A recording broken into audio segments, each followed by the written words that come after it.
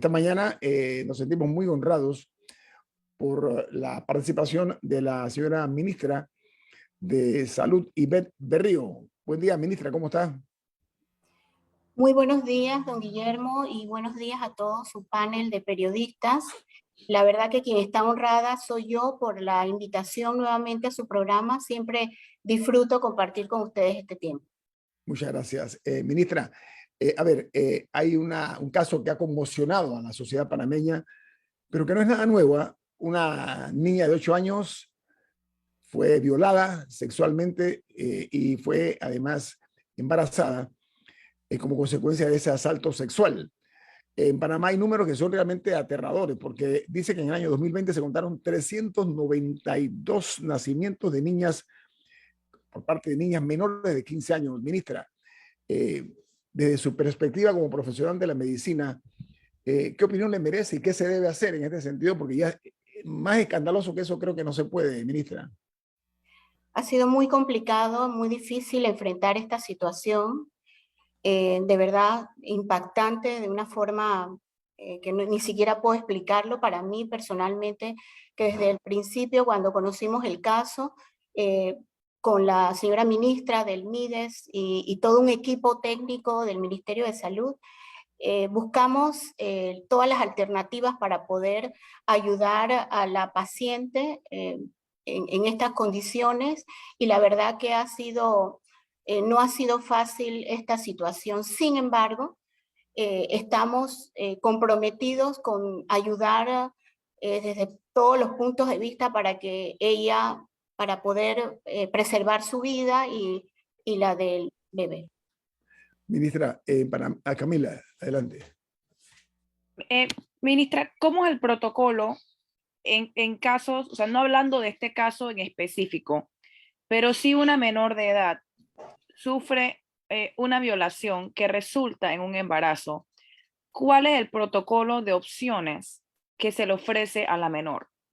Porque, o sea, explico un poco mi pregunta, porque ha habido Su pregunta está muy clara y es brillante, porque es justamente lo que requiere un país que debe tener políticas establecidas para poder enfrentar este tipo de situaciones, porque lamentablemente no vamos a escapar a ellas. Con el dolor en mi alma, tengo que reconocer que existen situaciones de este tipo y a veces inclusive que no se registran, lamentablemente.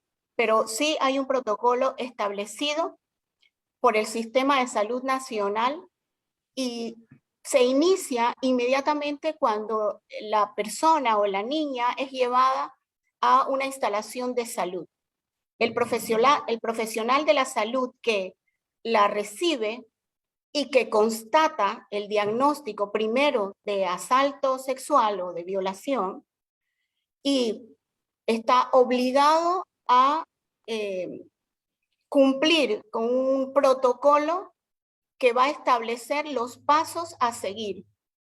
Un protocolo ya bien estudiado y bien planificado, no de ahora, esto tiene mucho tiempo, que establece una política para, primero, proteger la identidad del paciente y proteger también su salud. Estamos obligados a iniciar inmediatamente estudios específicos para ir determinando patologías de transmisión sexual y sobre todo para determinar si hay o no un embarazo. Esto se establece desde la primera cita y el médico tiene que iniciar entonces todo un proceso para involucrar a otros profesionales que van a llevar al cumplimiento de este protocolo en toda su capacidad. Señora ministra, además del protocolo médico que usted ha descrito, hay un protocolo de tutela social. Esa niña en esta situación queda en manos de algún tipo de sistema de protección inmediata. Y dos, cuando vemos esta terrible noticia de una niña de 8 años embarazada, uno tiene que sospechar que la niña había estado siendo abusada no una vez, Totalmente de varias acuerdo con veces. usted. Así es. Y también tenemos que pensar que no es el único caso en Panamá de menores de esa edad que están siendo abusadas sexualmente. Aquí en este caso concreto, que hay que proteger la identidad de la niña, ya se identificó al abusador, ya fue apresado, ya está siendo procesado, o todavía no tenemos esa información.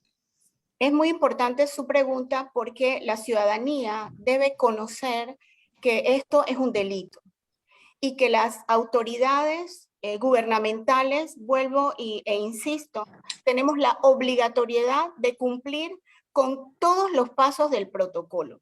La niña o el paciente o la persona que sufre este tipo de situaciones, además de ser atendida, se activa inmediatamente una llamada de alerta donde se involucran no solamente las autoridades de salud, sino también las autoridades de otros ministerios que tienen que ver con esta situación. En este caso, el ministerio, el MIDES, inmediatamente se le fue notificado. CENIAF también inmediatamente se le fue notificado y ellos también tienen un protocolo. La niña fue separada de la persona con quien ella vivía y se establece entonces, de acuerdo a las políticas que tienen estas entidades, se establece en un albergue, digamos, para la protección y para dar seguimiento al caso. También se activa, por supuesto, las entidades de seguridad pública, que en este caso se dio inmediatamente y se identificó inmediatamente a la persona que estaba involucrada directamente con la niña, la persona que tenía a la niña bajo su techo, lamentablemente, y que seguro esta situación se daba desde hace mucho tiempo. Y ustedes me perdonan porque esto ha sido para nosotros un caso muy complejo y la verdad que ha sido muy difícil enfrentarlo. Pero Ministra, les puedo decir que gracias a Dios esta persona fue apresada inmediatamente y está en la cárcel.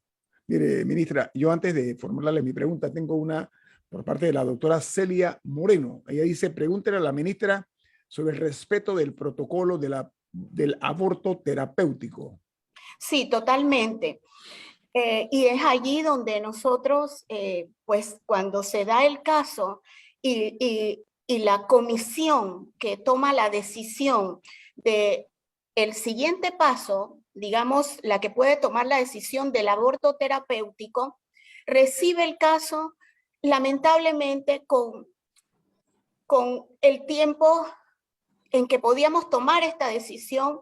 Ese tiempo ya había pasado por un par de semanas, entonces nos vemos limitados a tomar la decisión y por eso desde ese momento, mire, porque todo ha sido la obligatoriedad para el sistema de salud de buscar también una alternativa a través de una ley que podamos nosotros ampliar un poco más ese tiempo que ya está establecido en los protocolos técnicos. Consideramos, y esto lo han manifestado los especialistas en este tipo de situación, que ese tiempo para poder realizar el aborto terapéutico hoy en día en Panamá puede ser ampliado.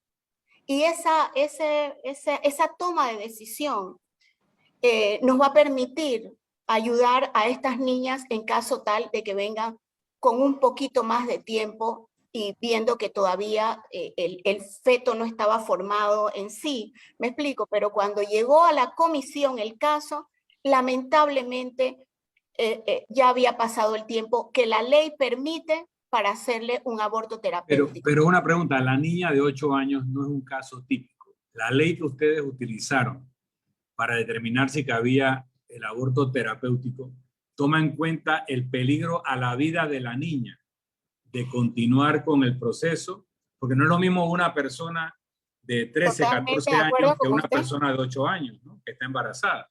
Mire, por eso le digo, esto ha sido tan fuerte, o sea, yo creo O sea, yo no puedo explicarles a ustedes con palabras lo que enfrentar este caso ha sido, porque, vuelvo y le repito, nosotros quisiéramos hacer más, hubiésemos querido hacer más por ella, pero la ley está establecida y nosotros tenemos que actuar apegados estrictamente a lo que nos permite el Código de Salud y la ley. Entonces, allí, por eso le estaba hablando, que se ha activado una comisión de especialistas para presentar una nueva propuesta y que sea estudiada para ampliar un poco más el periodo en que se pudiese enfrentar la situación con un aborto terapéutico. En el caso específico de la niña, por supuesto que el riesgo de vida es extremadamente alto, pero vuelvo y repito, son decisiones que no nos permite la ley tomar sin estar dentro del marco de lo establecido y nosotros no podemos actuar fuera de lo establecido por la comisión desde el punto de vista legal. Bueno, yo le iba a hacer una pregunta, pero le di la preferencia a la doctora Celia Moreno. Ministra, este tema es aberrante. Por una parte, sin la menor duda, eso no puede quedar en la nada, como queda en muchos casos, ¿no? Entiendo que esta niña ya tiene casi 6 meses de embarazo. Mi pregunta es, además de 7 meses, bueno, además de la fórmula que tiene que buscarse ya, porque las estadísticas en nuestro país señalan que muchas veces son víctimas de abuso del padrastro, del tío, de un familiar, de un vecino. Es un hecho conocido, ministra.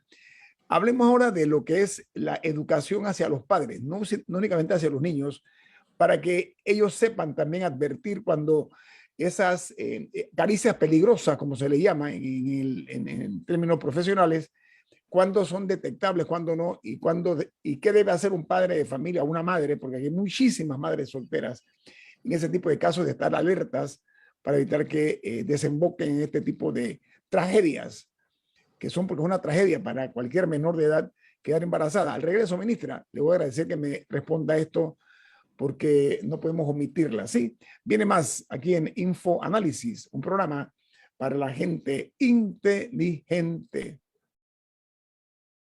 Don Milton, usted tiene un mensaje importante para nuestros oyentes. Cuéntenos. Así es. En Banco Aliado te acompañamos en tu crecimiento financiero.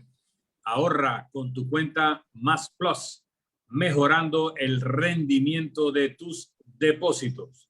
Banco Aliado, tu aliado en todo momento. Puedes visitar la página web de Banco Aliado en www.bancoaliado.com y también puedes seguir a Banco Aliado en las redes sociales como @Banco Aliado. Banco Aliado, tu aliado en todo momento. Bueno, con nuestro reiterado agradecimiento y aprecio a la ministra de Salud, Ivette Berrío, que ha sacado su valioso tiempo para hablar con ustedes a nivel nacional e internacional esta mañana aquí en Infoanálisis. Ministra, veamos antecedentes. ¿Cómo es posible que esta niña, 7 meses de embarazo, ¿sí? ¿Cómo es que nadie se percató de eso? ¿Cómo se descubre esta horrible situación que hoy día estamos nosotros lamentando y que desafortunadamente en Panamá no se actúa preventivamente, sino reactivamente? O sea, ocurre la cosa y entonces es que se hacen o se toman las medidas. ¿Cómo se da este caso y se hace público o de conocimiento ya externo lo del embarazo producto del asalto sexual? Bueno, entiendo que un familiar ve a la niña y se da cuenta que hay algo que no está bien en su anatomía, porque le notó que el vientre estaba muy aumentado, una niña delgadita, pequeña, y le vio el vientre aumentado, así que decidió llevarla rápidamente a un centro de salud. Y en el centro de salud, obviamente, se evalúa la paciente y pues se determina su embarazo y se cumplen entonces los protocolos, se activan los protocolos y entran las otras entidades gubernamentales que tienen que ver con una situación como esta. Camila. Regresando un poco a mi pregunta anterior sobre los protocolos, cuando lamentablemente se dan miles de casos como este todos los años, porque las cifras de embarazo adolescente usualmente rondan como los 10.000 al año. Ahora, quiero decirle, y la interrumpo porque se ha estado trabajando inclusive con entidades internacionales como UNFPA de las Naciones Unidas, en conjunto con el Ministerio de Salud, el Ministerio de Desarrollo y el MEDUCA, para enfocar esta situación de una manera técnica y ayudar en todos los sentidos a poder disminuir el porcentaje de embarazos adolescentes. Nosotros a finales del año pasado tuvimos un congreso justamente dilucidando las políticas que ha desarrollado el Ministerio de Salud para poder disminuir los porcentajes de embarazo adolescente. Y estas políticas van dirigidas principalmente en áreas donde los porcentajes de embarazo adolescente se han dado mayormente en los últimos años. ¿Qué son? Las comarcas. La mayor incidencia está en las comarcas. La mayor incidencia, las comarcas y las áreas de difícil acceso son las áreas donde hay un mayor porcentaje de casos de violación de niñas y adolescentes. Señora ministra, usted toca un tema muy sensitivo, porque por una parte la Constitución obliga al Estado a la tutela de la cultura de los pueblos originarios, y por otra parte hay una serie de normas en nuestra legislación, además de convenios internacionales sobre los derechos del niño y la niña, etc.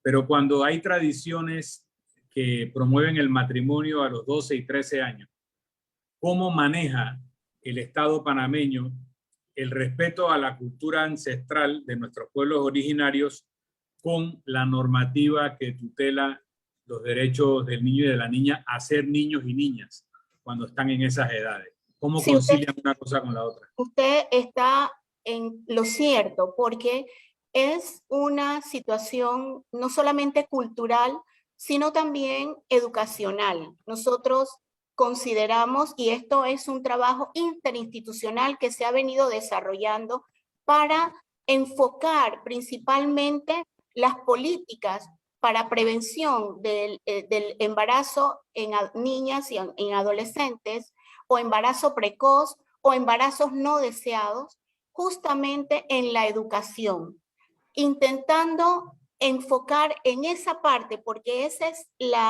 el punto de partida. Como dijo don Guillermo, cómo un niño puede detectar que ciertas caricias no son adecuadas. ¿Me explico? ¿Qué es lo que se debe permitir y qué es lo que no se debe permitir? ¿Quién se puede acercar a mí? ¿Me explico? Inclusive padres de familia han violado a sus hijas, entonces, o a sus hijos. Entonces, esta situación merece una atención desde el punto de vista de la educación, de fortalecer una política de educación sexual que ayude no solamente a los niños a entender este problema, sino también a los padres, a las madres y a los padres, para poder identificar que algo está ocurriendo no adecuado con sus hijos. Por eso... Pero estas son conductas que usted describe que pueden pasar fuera de las comarcas, dentro de las comarcas, y que están mal.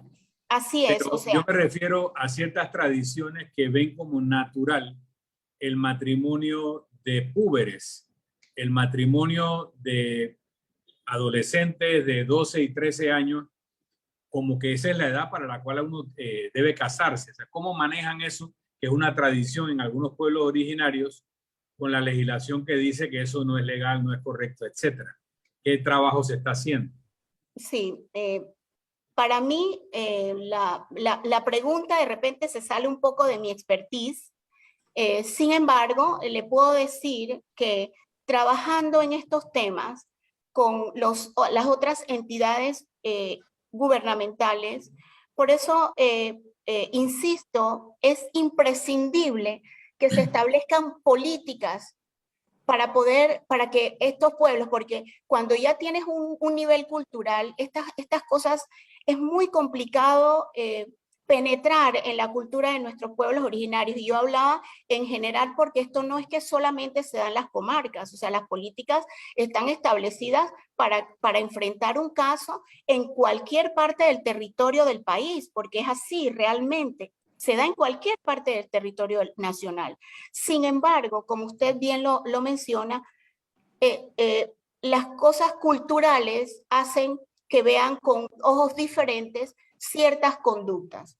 Es un reto para cualquier gobierno, no solo para el gobierno nacional, sino para cualquier gobierno, porque esto existe en diferentes partes del mundo y es muy complicado enfrentar este tipo de situaciones culturales y establecer las políticas gubernamentales para que nuestros pueblos originarios que manejan este tipo de cultura puedan acoplarse a las leyes establecidas por los gobiernos. Y digo los gobiernos porque esta problemática es a nivel mundial.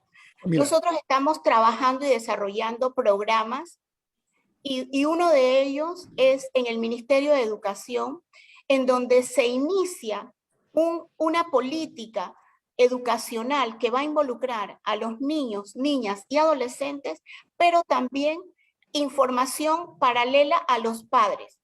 Y ya están los folletos y toda la literatura con la cual el Ministerio de Educación va a iniciar este programa que ha sido consensuado con los diferentes grupos, tanto gubernamentales como de la sociedad civil, para poder educar a nuestra población y poder minimizar el impacto de casos como estos.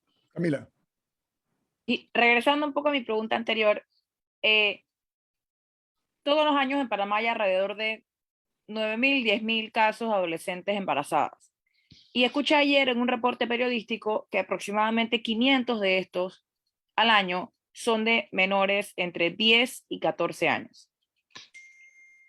Te preguntaba por el protocolo, porque según lo que dice el Código Penal, se permite el aborto en casos de violación o de peligro a la vida, pero ahí se habla de 2 meses, de que es hasta los 2 meses de embarazo, y si no vienen consecuencias penales. Pero, ¿cómo funciona? Si alguien llega, ¿cuánto tiempo demora? Porque ha habido casos internacionales en los que los casos llegan a la corte y la niña termina teniendo que parir, porque para cuando deciden hacerlo, se demoran 2, 3, 4 semanas y ya se pasan los 2 meses. En Panamá, en la práctica, ¿qué tan disponible está esa opción para las menores en la práctica? Mire, nosotros somos, y lo fui muy claro porque el tema viene desde el inicio del programa.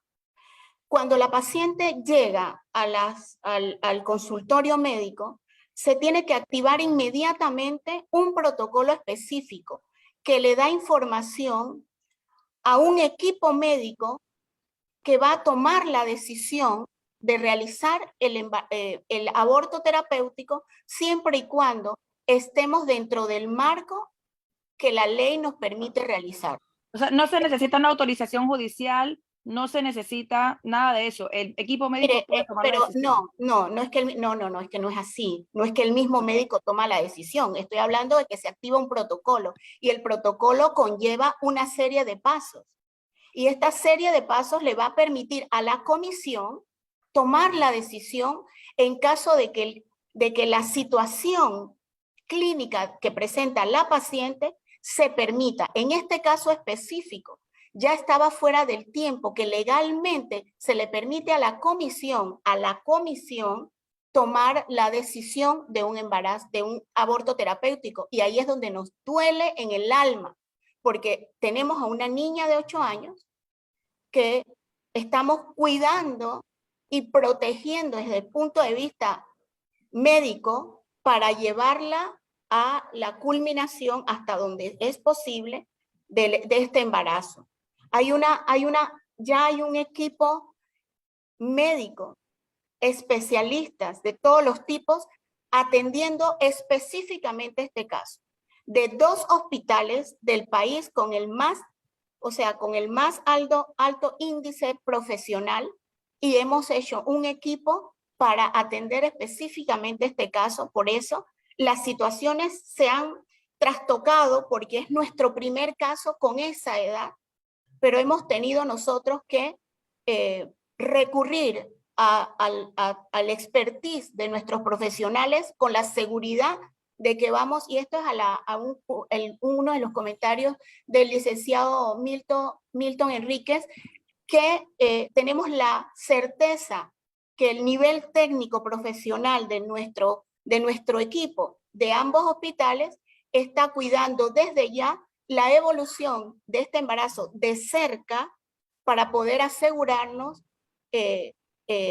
la protección de la vida de ambas vidas, de la madre y del bebé. Entonces, esto ha sido para nosotros un verdadero reto, pero pues es necesario, a partir de este caso, revisar las políticas existentes y actualizarlas, porque ya vemos que ocurre en niños menores de 10 años que pueden embarazarse. Entonces nosotros tenemos que estar no solamente técnicamente preparados, porque sí lo estamos, pero tenemos que estar legalmente preparados para cuando llegan casos, niños menores como esta, poder enfrentarla adecuadamente y tomar la decisión de acuerdo a lo legal para no enfrentar a una niña de 8 años a una situación de lo que estamos viendo hoy en día. Oiga, ministra, usted ha generado muchas preguntas aquí por WhatsApp, pero voy a leer una que es una opinión que me parece propia. Dice, los derechos de los niños son transversales, sea el niño originario o no. La Convención sobre los Derechos del Niño es clara en sus postulados, dice una oyente. Ministra, soy consciente que usted es una persona muy ocupada. Le puedo quitar un par de minutos al regreso del corte comercial. ¿Sabe por qué? Porque Colombia ayer anunció el presidente Iván Duque que van a quitar el uso de las mascarillas en lugares públicos dentro de ciertas condiciones. Le quitamos no más de 5 minutos, ministra, ¿puede? Cómo no, con mucho gusto. Oiga, aprecio su generosidad. Viene más aquí en Info Análisis. Este es un programa para la gente inteligente. Bueno, sin el ánimo de abusar del tiempo de la ministra, pero con una solicitud respetuosa, le hemos pedido unos cuantos minutos más, ministra. Voy directo a la pregunta. El gobierno de Colombia, a través del presidente Iván Duque, ha anunciado que va a dejar de exigir el uso de mascarillas en los espacios abiertos en las ciudades con los mejores indicadores de vacunación contra la COVID, cuando está cediendo un poco pues, lo que es el impacto de los contagios que ha provocado la variante Omicron. En Panamá, ministra, ¿qué se piensa hacer al respecto? ¿Se va a considerar este tipo de medidas cuando es más del 70%? Colombia dice que el 70% de la vacunación doble, ciudades donde haya números más arriba del 70%. ¿Qué ha hecho Panamá? ¿Qué se piensa hacer? Adelante, ministra.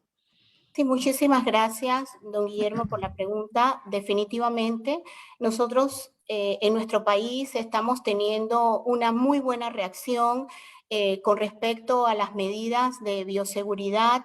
Las personas en general han continuado o se mantienen con sus mascarillas, protegiéndose, etcétera, y esto aunado con la política de contención y la trazabilidad y el mantenernos realizando las pruebas para detectar los casos positivos, además del proceso de vacunación que a mi juicio ha sido exitoso en nuestro país, creo que todo este conjunto de medidas nos han ayudado a tener una situación epidemiológica con la cual contamos en el día de hoy. Sin embargo, la palabra no es conversando, pero analizando este punto con el señor presidente de la República y con los equipos expertos que asesoran PANAVAC ante la toma de decisiones de las políticas a seguir de acuerdo a los niveles epidemiológicos de nuestro país, consideramos que no debemos apresurarnos todavía. Yo no estoy hablando de un tiempo específico, pero sí de que ahora que los casos han comenzado a bajar y que tenemos una proyección sostenida a la baja, no solamente de las hospitalizaciones en salas, en UCRES y en UCI, sino de casos activos. Nosotros estamos evaluando todavía y viendo que se mantenga esta baja sostenible para entonces poder analizar cuándo podemos cambiar las medidas que existen en el día de hoy de protección con mascarillas, etcétera. No quisimos, y esto fue un tema que ayer casualmente en el Consejo de Gabinete se tocó, pero consideramos que no debemos apresurarnos. ¿Por qué?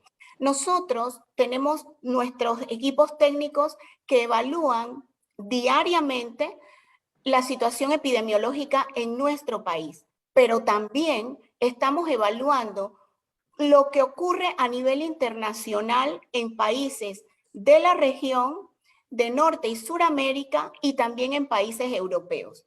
Y lo que hemos notado es que el apresuramiento en la retirada de las mascarillas ha provocado nuevas olas y más fuerte. Entonces nosotros queremos ir, o continuar con muchísima prudencia como lo hemos hecho hasta aquí, y ya se llevan 2 años en este enfrentar de la pandemia, con análisis de los equipos asesores, que son equipos nacionales e internacionales, aunado con nuestra situación epidemiológica y el avance de la vacunación, para poder entonces tomar medidas que nos permitan a nosotros, al menos en los lugares abiertos, poder estar sin mascarilla. Ministra, todavía queremos que no debemos apresurarnos. Que le robe un par de minutos porque creo que todos también estamos muy pendientes de la salud del exministro Luis Francisco Sucre, y entendemos que fue sometido a una operación quirúrgica recientemente, y queríamos aprovechar todos haciendo votos por la salud del ministro Sucre, que usted nos pueda informar cómo evoluciona en su enfermedad.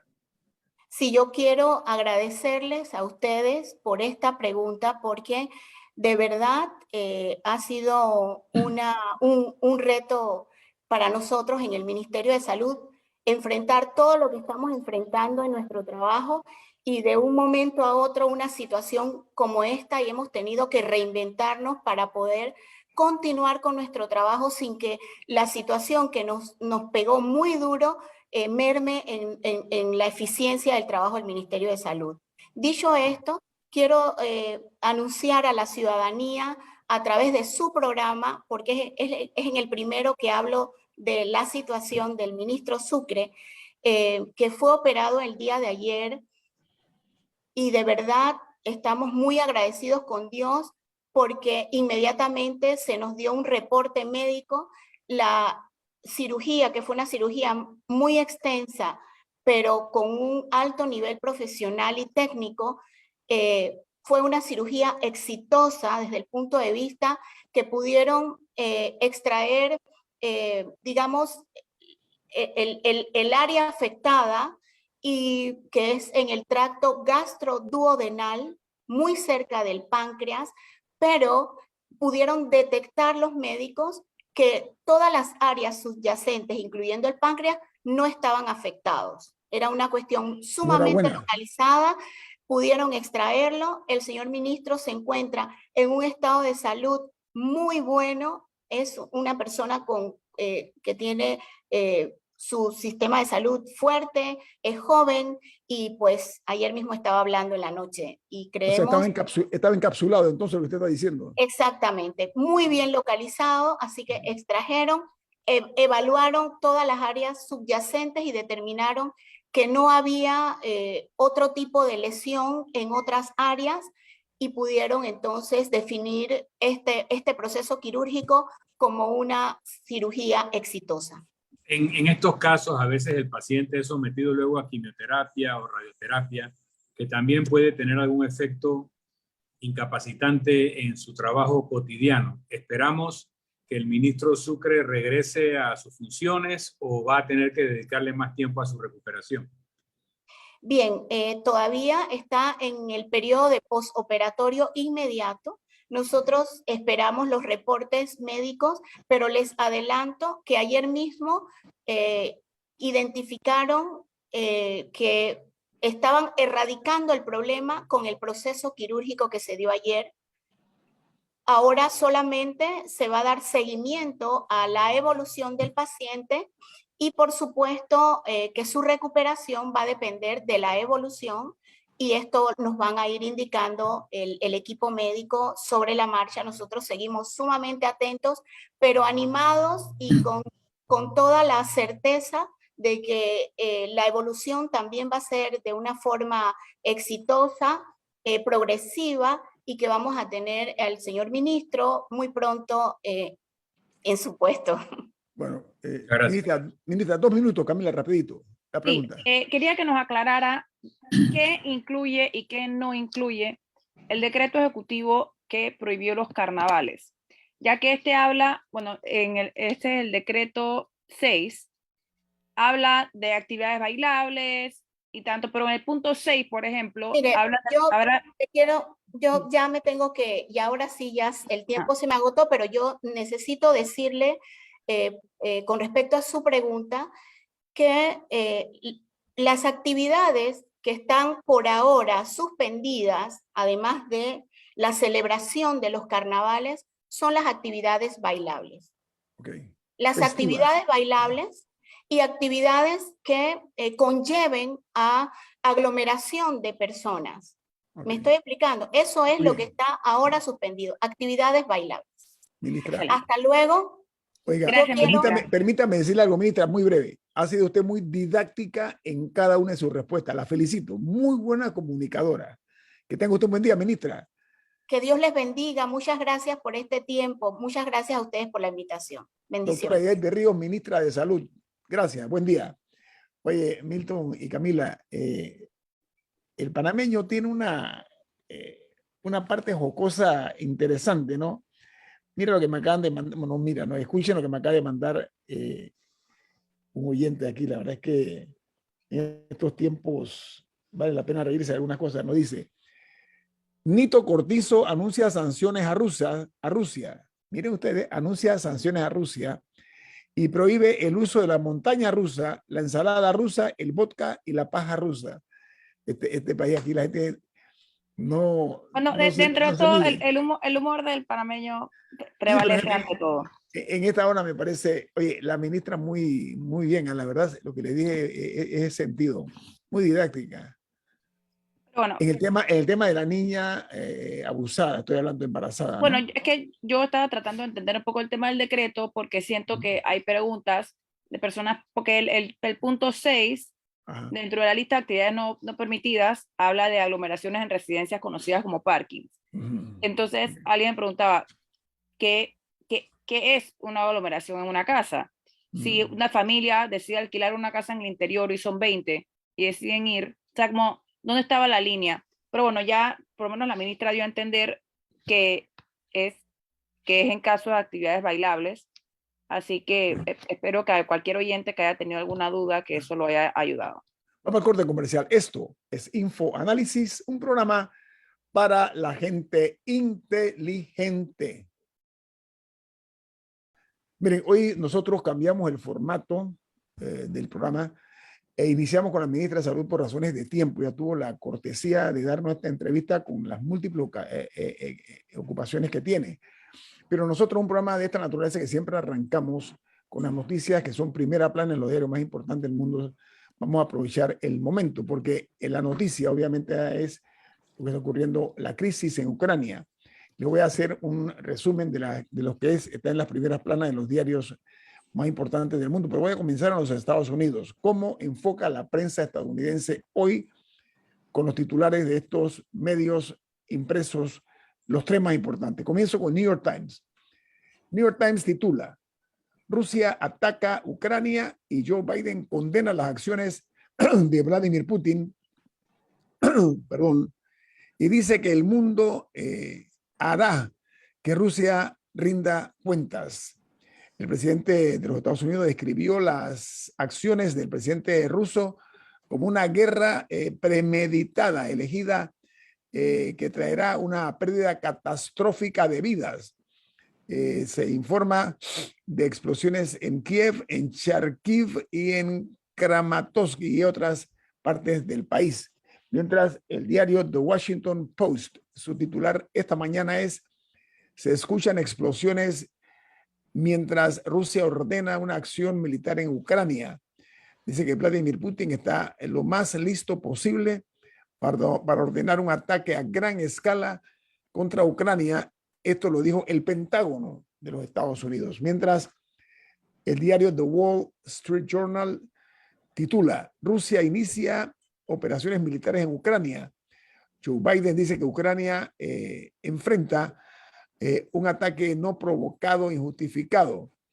Y dice que la operación militar rusa en Ucrania enturbia los mercados al punto que los inversores corrieron en busca de seguridad, empujando a la baja las acciones y elevando el precio del petróleo, el oro y los bonos del gobierno.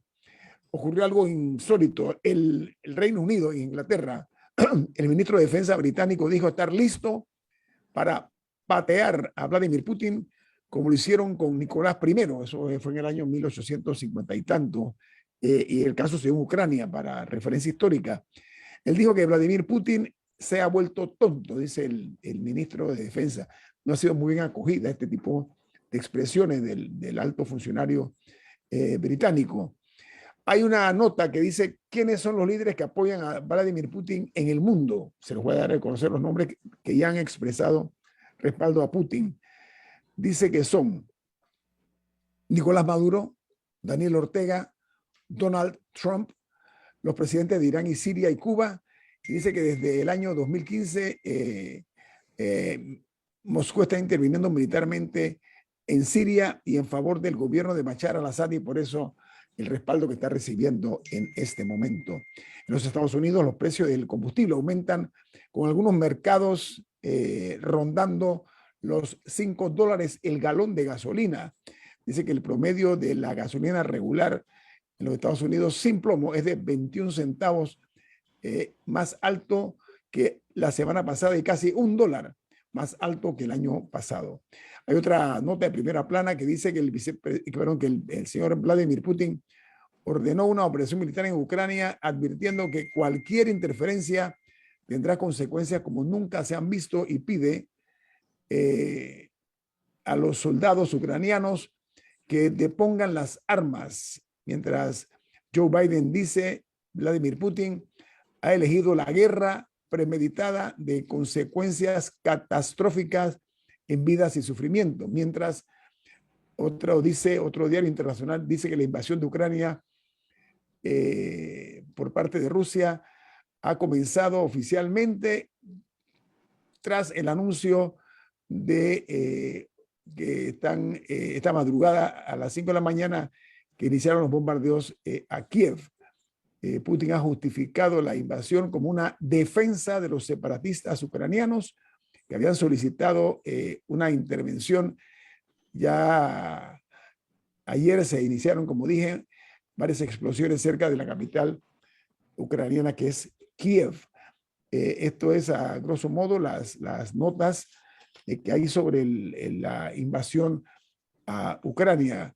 Estaba viendo aquí que México, en la sesión de la Organización de las Naciones Unidas, dijo: no aceptamos que un país invada a otro, y destacó que una invasión a Ucrania constituiría un acto de agresión. Hoy CNN, la cadena de televisión, en sus emisiones con relación a Ucrania, habla de 40 fallecidos ayer con el inicio, eso fue en la madrugada, con el inicio de los bombardeos, y que las filas es de decenas de miles de automóviles, de personas buscando salir de Kiev ante el temor de que esto ocurra.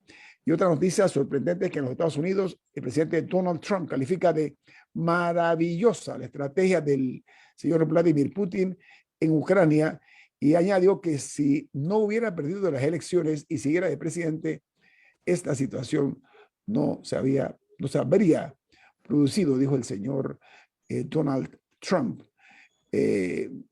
La otra nota que recojo aquí es una que se genera en Argentina, porque dice que hay una serie de trabas sobre la subida de las tarifas de la luz y el gas que se dan como parte del acuerdo con el Fondo Monetario Internacional, que se ha demorado más por estos elementos que he mencionado, y que los subsidios energéticos en el medio de la discusión también están impactando en la negociación de Argentina con el Fondo Monetario Internacional.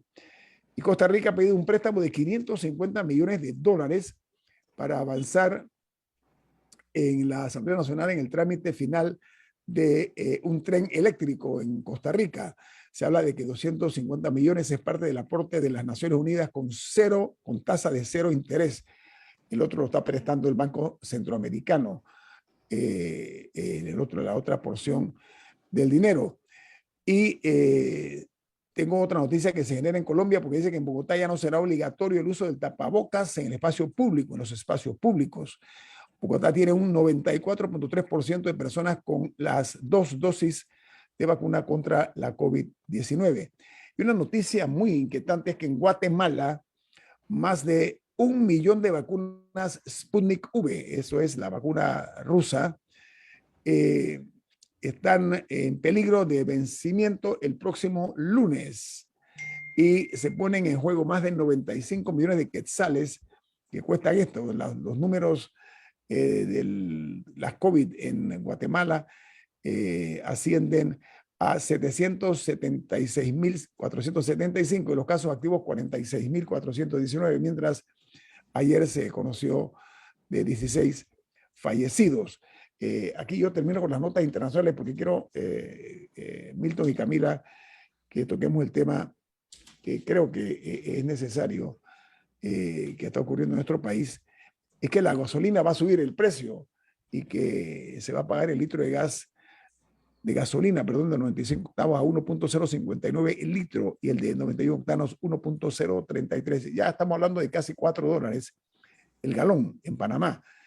En este momento, creo que ya superamos los 4. Sí, en este momento evidentemente un duro golpe al bolsillo, pero es una situación que escapa a nosotros. Como ya Y lamentablemente los pronósticos indican que va a seguir subiendo. Es más, después de lo ocurrido ayer con Rusia y Ucrania, el barril de petróleo también superó los $100. Superó los $100. Y Oiga, eso probablemente va a continuar. Oiga, Milton, usted y Camila recuerdan el caso de los Diablos Rojos. Bueno, en aquella ocasión se hizo una compensación, ¿no?, a los dueños de los temidos buses Diablos Rojos. Ahora resulta que se ha descubierto una supuesta lesión patrimonial de más de 24 millones de dólares, lo cual ha llevado a la Fiscalía General de Cuentas a llamar a juicio a 262 personas. Cuando eso se dio, esa negociación, Milton, recordarás, aquí en Infoanálisis nosotros nos referimos a ello, porque decíamos que había un tufillo allí a algún tipo de negociado con beneficios a personas cercanas al poder en aquel momento, ¿te acuerdas, no? Bueno, hoy ya se conoce que hay 262 personas que están siendo investigadas por esta supuesta lesión patrimonial de 24 millones. Yo conozco bastante de ese tema porque cuando fui ministro también era presidente de la ATTT y bajo esa administración se presentaron las denuncias penales que hoy están llegando a etapa de juicio. Miren, allí habían cosas desde la indemnización que se le pagaba a los buses para dejar de circular, se les compraba el cupo para que no hubiera un perjuicio familiar a los dueños de los cupos porque iba a haber un cambio. ¿Cuánto era el cupo, Milton, más o menos, si recuerda? ¿Cuál era el precio de Milton, los cupos más o menos, cuánto se evaluaron en aquel momento? No era lo mismo un bus que recorría no era lo mismo un bus que recorría los corredores que un bus de otra ruta. Y entonces había un valor. Un estimado. $25,000 o algo así por el cupo, no por el bus. El cupo. El bus tenía otro destino, se podía vender, se podía tasajear, etc. Y lo que acabó pasando es que empezaron a traer buses de otras rutas y los metieron como si fueran buses de corredor a recibir la indemnización de un bus de corredor. Luego empezaron a traer taxis y empezaron a pagarle el cupo del taxi como si fuera un bus de corredor. Luego, cupos de estos que se habían dado en garantía a préstamos en el Banco Nacional por un programa anterior. Creo que fue un programa de financiamiento en la época de la presidenta Mireya Moscoso para renovar la flota del transporte.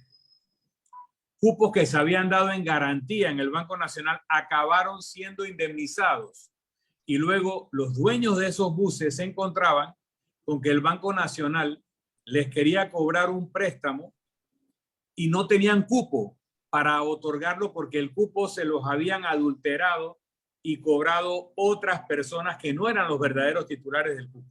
Y por ahí puedo seguir la lista de irregularidades que hubo, totalmente delictivas, con ese manejo de un programa cuyo valor original, cuando se aprobó, dijeron aquí hay que gastarse $4 millones, indemnizamos a todos los afectados y ponemos un sistema moderno de transporte, se fue a $25 millones por este tipo de maniobra. Así que lo que está siendo objeto del proceso es todo ese abuso, muchas veces en perjuicio de los verdaderos propietarios del bus o del cupo, algunos de los cuales se les sacó de la actividad del transporte producto de la introducción del Metrobús, que se quedaron sin hacha, calabaza ni miel, porque no tenían el bus, no tenían el cupo y tenían la deuda y no tenían cómo operar un ingreso o un negocio que les produjera un ingreso.